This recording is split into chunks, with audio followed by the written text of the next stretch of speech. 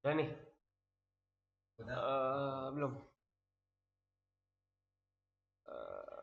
Assalamualaikum warahmatullahi wabarakatuh. Saya Dafar Maulana dengan NIM 2024 1037 0110 487.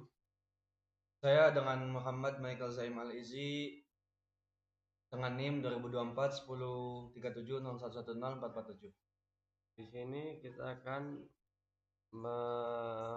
Presentasikan perbandingan implementasi domino efek dan iceberg effect dalam manajemen rantai pasok global. Nah, ini tim kami, jangan lupa kontak us. lanjut lagi nih ya. Oke, domino effect dan iceberg effect. Ini untuk pengertiannya. Dimulai dari domino effect dulu ya. Situasi domino effect itu pengertiannya situasi di mana efek risiko menyebar di sepanjang proses penambahan nilai, mempengaruhi lebih dari satu tautan rantai pasok. Ini dalam bidang bisnis ya. Ya. Untuk yang iceberg effect, pengertiannya masalah dalam rantai pasok seringkali hanya terlihat sedikit di permukaan, seperti puncak gunung es. Sementara kompleksitas dan risiko yang sebenarnya tersembunyi di bawah permukaan data yang tidak terintegrasi. Lanjut. Untuk pendapat ahlinya ada dua pendapat dari Wetska tahun 2018. Dia menyatakan bahwasannya domino effect itu dipicu oleh kompleksitas rantai pasok dan ketergantungan antar pemasok pelanggan. Pendapat ahli yang kedua ini dari Graves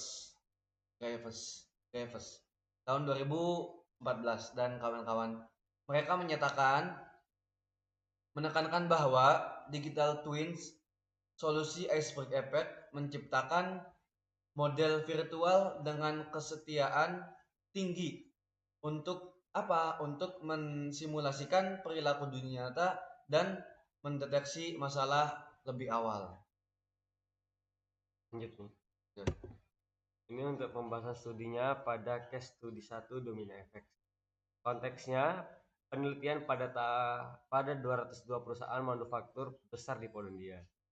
Untuk temuannya, fenomena domino effect jadi pada 95% rantai pasok yang diteliti. Gangguan paling sering dimulai dari proses produksi yang kemudian mengganggu proses lainnya. Ini untuk pembahasan yang pertama tentang domino effect. Kemudian pembahasan case study yang kedua, iceberg effect atau digital twins. Ini konteksnya implementasi supply chain digital twins atau SCDT di perusahaan global seperti DHL dan Unilever. Analisis dari ini itu menggunakan model SCORE untuk mendigitalisasi aktivitas tersembunyi. Gunanya memberikan visibilitas end to end yang hampir real time. Ini untuk identifikasi masalahnya. Untuk masalah domino effect, ketergantungan yang kuat antar anggota rantai pasok, gangguan di logistik, pasokan paling kuat mempengaruhi proses pelanggan. Untuk masalah yang kedua itu masalah dari iceberg effect, kurangnya standar dalam konstruksi digital dan biaya pembangunan sistem yang mahal bagi anggota rantai pasok kecil. Jadi ada beberapa poin juga masalahnya yang domino effect itu antara lain arah gangguan yang multidimensi. Yang kedua, ketergantungan antar proses. Yang ketiga, penyebaran gangguan atau disruption spread. Dan yang keempat, kerentanan lingkungan makro. Terus identifikasi masalah buat icebergnya.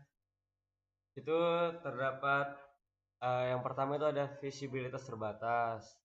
Terus ada fragmentasi data, ketidakpastian spesial dan temporal, dan terakhir kesenjangan teknologi. Berarti ini yang domino effect yang sebelah kiri dari kita. ya, yang kiri gini, Ya. yang kiri, sedangkan yang kanan. Ya. Ini untuk penanggulangan atau mitigasi. Untuk yang domino effect ini yang berwarna hitam. Ya. Yang hitam. Tapi yang ini dong. Iya. Hah? Yang ini kan kayak ini sama ini itu kan. Enggak. Wah, enggak. Jadi ya untuk judul aja. Berarti ke ini domino Ya. effect. Oke. Domino effect yang pertama diferensiasi sumber pasokan atau multi sourcing. Mengurangi ketergantungan pada satu pemasok utama agar jika satu kartu jatuh ada cadangan yang menahan aliran rantai pasok. Untuk yang kedua, ini masih domino effect, penerapan strategi agility dan resiliensi. Itu membangun fleksibilitas dalam proses produksi sehingga perusahaan dapat merespon gangguan secara cepat sebelum efeknya merambat ke proses hilir. Untuk yang iceberg effect itu yang pertama ada implementasi supply chain digital twin atau SCDT. Itu membuat replika virtual dari rantai pasok fisik untuk memantau aktivitas di bawah permukaan yang tidak tertangkap manual. Dan yang kedua dari iceberg effect standarisasi blok data atau score model. Menggunakan model standar untuk mendigitalisasi aktivitas dasar. Plan, source, make, and deliver. Agar semua data terintegrasi secara transparan. Nah, dari semua masalah itu ada solusi dari tim yang mana integrasi teknologi menggabungkan pemantauan real time digital twin dengan manajemen risiko proaktif untuk memprediksi titik awal domino sebelum efeknya menyebar luas. Kemudian kolaborasi data ini gunanya untuk apa? Membangun platform data bersama antar vendor untuk mengurangi ketidakpastian informasi yang menjadi akar masalah iceberg. Lanjut dari solusi itu terdapat feature research atau saran.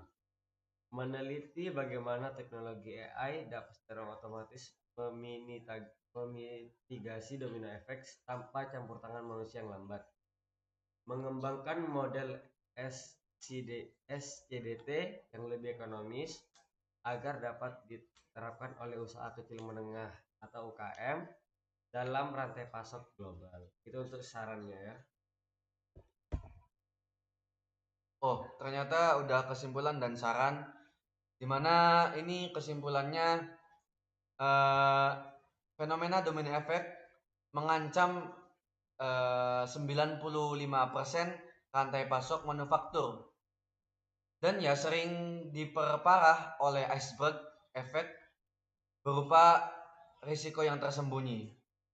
Solusi utama dari masalah-masalah itu adalah implementasi supply chain digital twin untuk visibilitas total.